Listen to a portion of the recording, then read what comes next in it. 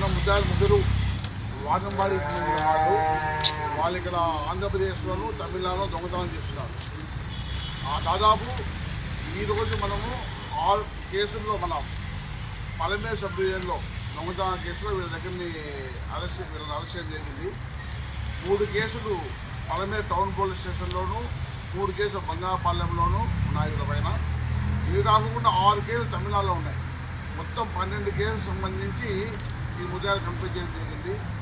మన 6 కేసులకు సంబంధించి ప్రాపర్టీ సీజ్ చేయడం జరిగింది. 6 కేసులకు సంబంధించి 182 గ్రాముల గోల్డ్, 320 గ్రాముల వెండి, క్రైమ్కి ఉపయోగించిన కారు, తర్వాత స్కూటీ కూడా సీజ్ చేయడం జరిగింది. ఇలా ముగ్గురు కూడా సీరియస్ కేసులో కూడా ముద్దాయిలు ఉన్నారు. ఒక్కతను దొంగ ఇందులో మోజేస్తున్నాడు.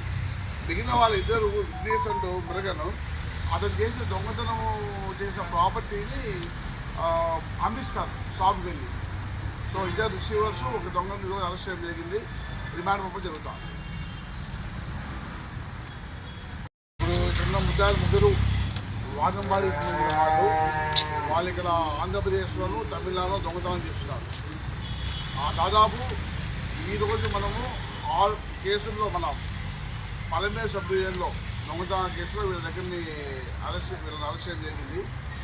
3 కేసులు పలమేరు టౌన్ పోలీస్ స్టేషన్లోను, 3 కేసులు బంగాపాలెంలోనూ ఉన్నాయి వీళ్ళ పైన. ఇవి కాకుండా 6 కేసులు తమిళనాడులో ఉన్నాయి. మొత్తం 12 కేసులకు సంబంధించి ఈ ముద్దాయిలు కంప్లీట్ చేయడం జరిగింది.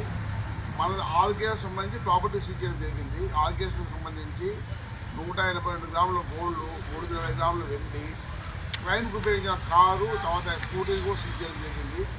ఇలా ముగ్గురు కూడా సీరియస్ కేసులో కూడా ముద్దాయిలు ఉన్నారు. ఒక్కతను దొంగ ఇందులో మోజేస్తున్నాడు.